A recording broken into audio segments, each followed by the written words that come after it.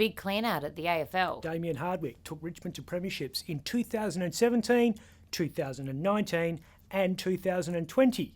Made his club a modern powerhouse which for a long time seemed unbeatable, thanks in no small part to everyone's favourite Reg Grundy's model.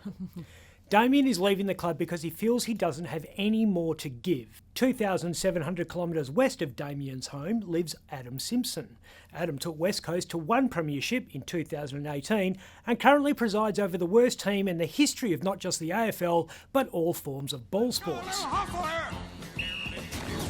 He's hanging on like that chick Sylvester Stallone tried to save in Cliffhanger because he feels he has something left in the tank. Maybe he does. Yeah, more losses. Oof.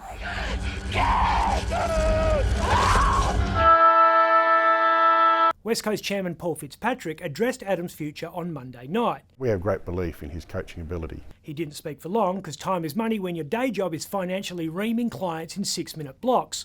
Paul is a partner at blue chip law firm Clayton Utz, where in one of life's most compelling ironies, he specialises in competition law.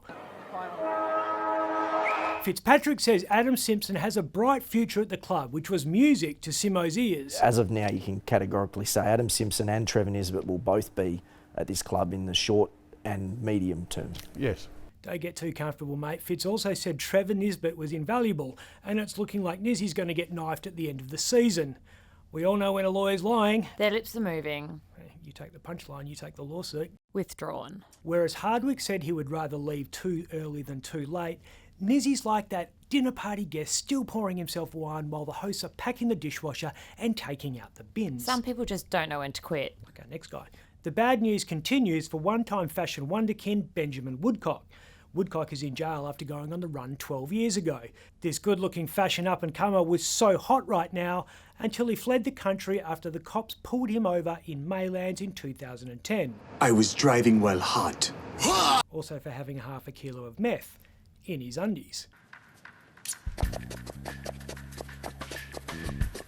Turns out it wasn't the first time the cops had pulled him over. He found himself on the side of the road talking to the police a year earlier. That was in Dalkeith. But listen, you've got to come in for a glass of Sauv Blanc, okay?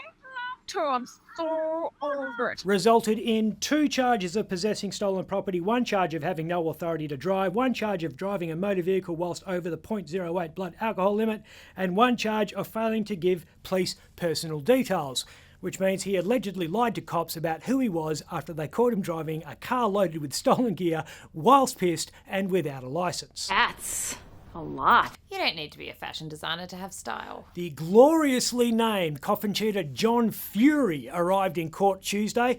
Case was put off for a day, and I have got to say, what the f*** has happened to bikies? Have a go at this rooster. How did we go from this to this? Looks good. John, who is less dirty denim and more Ted Baker right now, allegedly got himself involved in some kind of family dispute involving fellow bikie John Peter Humes. John and some other Coffin Cheaters are accused of going to the home of boxer Brandon Ogilvie, whose head was subsequently, allegedly, in collision with a metal pole. Fury is allegedly continuing a rich Coffin Cheater tradition of facing up to professional boxers. The August 2021 run-in was less than a year after another magnificently named Coffin Cheater was busted for bashing another boxer. Chris Ballistic Orchard escaped with a fine in 2020 after punching out Justin Crudelli in Geraldton.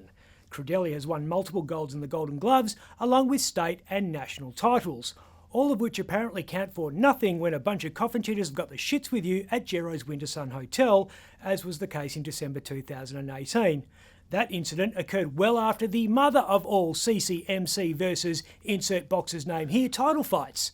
It was 2003 that bikie journeyman Troy McCanty and 2 of his mates went toe-to-toe with one-time professional puncher Ray Fazio outside Fantastico restaurant in Subiaco. That was just down the road from a mythical place where West Coast used to occasionally win a game of footy. And he's kicked the goal! Is that the goal that sends him into September? I'm Ben Harvey. For more Up Late, click the subscribe button below.